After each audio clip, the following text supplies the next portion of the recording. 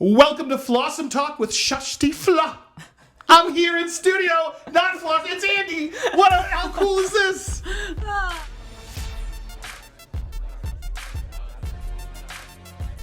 Oh, Andy, Did I say the name right? Yes, you did. She taught me right before, but I know I liked how you put a video out there to pronounce it because I've been doing Kjersti because I'm a dumb American, but we need to learn how to say it properly. That works Kjersti. too. Every version of it really works. Kjersti, Kjersti. Yeah. Kjersti. Help me rhyme. It'll take 3 times and then it'll be in there. Kjersti. Kjersti, your home is lovely. Thank you for bringing me into it. I'm so honored to be here. Thank you. So this is Andy Signor from Popcorn Planet. I'm sure you've seen his show. He's really, you're so on top of this Blake Lively. So you have become too. You're like, oh my gosh. You're crushing it. I'm trying. Blake Lively is so annoyed with you. If she had just apologized, I know. You probably would have never. But amazing. I'm kind of glad she didn't because you've been able to stand yourself up as this awesome YouTuber. Thank you so much. Thank you, Blake. I'm getting inspired by you, Andy. You were the first ever YouTube show I was a guest on. He contacted me just after I'd released the video with Blake Lively, and you did an interview with me, and I was like, I'm gonna go be on Popcorn Planet. What is that?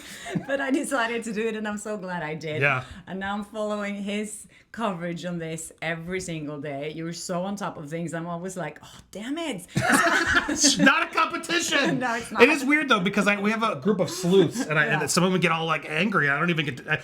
They come in so fast now. I'm like, I can't even follow it all. Everybody's now posting their own thing, but I kind of love that. I actually really mean that. There shouldn't be a competition because I don't think it really is about getting to the truth, right? The justice. Yeah, and it's about, who delivers it and the way you deliver it. You deliver it in a different way than I do, and I have sometimes different opinions. Most of the times I don't have different opinions. Well, in this case, I think a lot of us have seemingly started to agree. Yeah, but you're now here in LA because you are actually doing a documentary about this. And she will be in it. I will be in it. We're excited. I mean, I just posted my Hate Meghan documentary because a lot of people are like, Andy, why do you hate Meghan Markle? And I'm like, I don't hate her. I have issues with her, and I have a whole channel devoted to royals, so it was kind of an opportunity to reflex my creative muscles because I used to do a lot of that in my earlier career, and get back into documentary investigation. But it's hard, it's expensive, like hiring and post production. So we created our Patreon as a way to sort of invest, and we've had a lot of support. If anybody's watching who's supporting on Patreon, thank you.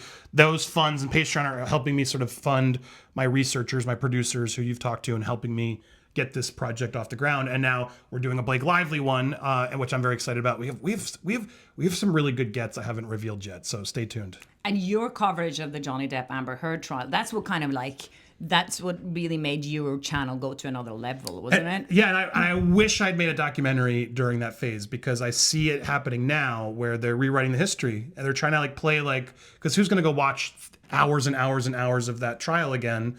They're just going to get a summary by someone else who's going to be biased. And I wish I'd made even just an hour or two version of here's what it really was. Here's what really definitively happened. Here's where it all fell apart for Amber Heard, etc. So I'm trying to create something in that moment. But yeah, the Depp trial, I'm seeing so many shades of it here. It's wild, where it's just everyone's believed Amber at first. They absolutely did. And then she went on that stand and they didn't. And that's what's sad. We're never going to see Blake Lively on a stand. I wish we could. You believe there's never going to be a... Well, we'll never see her, though, because it's not televised.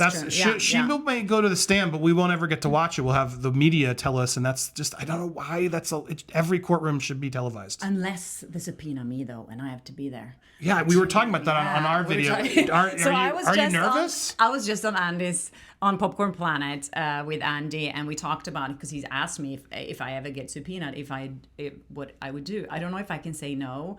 I don't think you can say no. No, but I mean, Elon Musk said no. He didn't show up to Amber Heard's trial. Neither did James Franco. That's true. I don't know. Get yourself a good lawyer. Well, the thing is, I would actually enjoy being in the courtroom, but it would be a little nerve-wracking looking down at Blake and Ryan sitting there like, we hate you.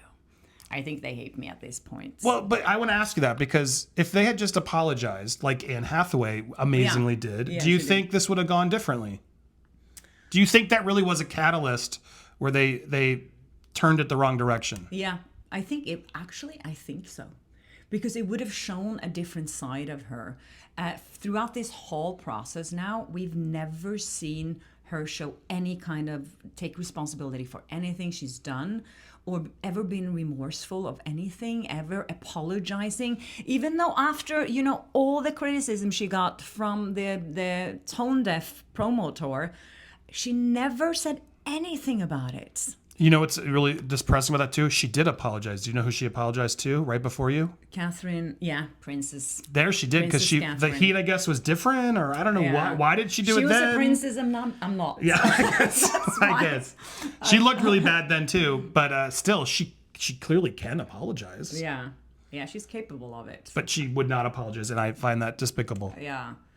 No. So what did you think? Because I've been talking a lot on my channel lately about how I feel like things are happening behind the scenes right now, kind of after they went public and said that they had hired the CIA, former chief of staff, whatever, Nick Shapiro. Do you feel like, have you noticed anything different happening in the coverage? And we talked about this over on our channel as well, and you know, you have my support, and everyone was messaging me like, oh my God, help, you gotta help her, she's going through all this. Kjersti, I'm getting it. Gotta help Kjersti out because she's going through all this stuff. And Wikipedia to me isn't that big of a deal. That's we've all been through that, but to me it is a sign that be prepare, because it's coming. But yes, this hire is strange. The one thing they're not talking about, which I discovered also, this guy was instrumental with Angelina Jolie during her divorce to Brad Pitt. And if you ever followed our coverage of that with Christopher Melcher, who's, you know, really good celebrity divorce lawyer, Angelina Jolie is psycho. I'm going to just call it what it is.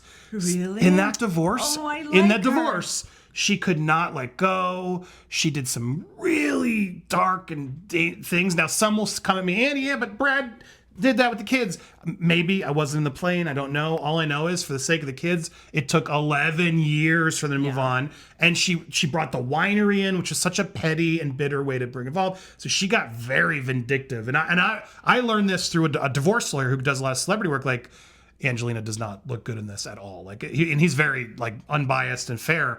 So it was interesting when I learned, oh, this guy was part of Angelina. I was like, oh, get ready, because he can play dirty, he'll play bitterly, and clearly Blake is. So yeah, do I think there's more? Yeah, I mean, you just crushed my dream about Angelina Jolie. I'm like, no, I really like her. She's always been so nice to me, but I'm sure that she has sides to her that it's a complicated case. Like what happened on the plane with the kids and him. I don't know what Brad did, but all I know is from everything I've talked, like Brad has never talked poorly, like, and only defended himself through his sources when he needs to, and she went after him hard for years, and it's like, girl, move on. Yeah, that's what I was thinking too. And then I thought this year, you know, when she was in that movie, what's it called, Maria, it didn't get much traction or attention at all, and she was really pushing for this film, and it made me feel like Hollywood is not in love with Angelina Jolie. No, I think I hate to say it, but I think she's difficult.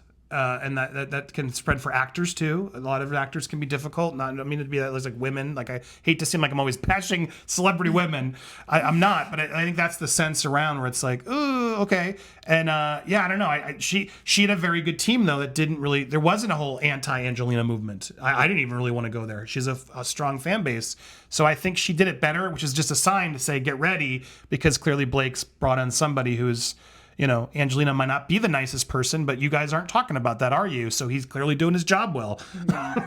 Well, I was just talking out of my personal experiences with her. She was nice. She was super nice to me. And Ryan Reynolds was nice to me. Me too, actually. Yes. He was nice to me too. Though. He was so nice. I was so shocked. What's your story with him, by the way? We talked about it. He did the Honest trailer for Deadpool. Oh, yeah. And he was so collaborative and fun and so amazingly generous. I hate that this is happening, and especially with someone like him that no one kind of knew that he wasn't a nice guy. I've never heard anything. I knew the Tim Miller stories. I knew that but I kind of tried that. Well, he wants to control Deadpool. Okay, I can't blame him. Maybe he overstepped a little bit, what have you. But Tim Miller has said some really not nice things about just being ripped away from it. Similarly to how Blake did Justin. So.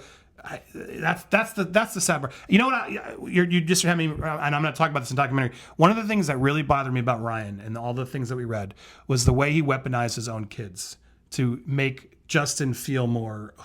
Get Blake off early because my kids are everything. It's like, bitch, who isn't that way? Like, Yeah. kids are everything to me. Like, I don't want to be here in LA this week and missing a week with my kids, but I'm not going to keep reminding everybody, like, here, I'm here missing my kids doing this interview.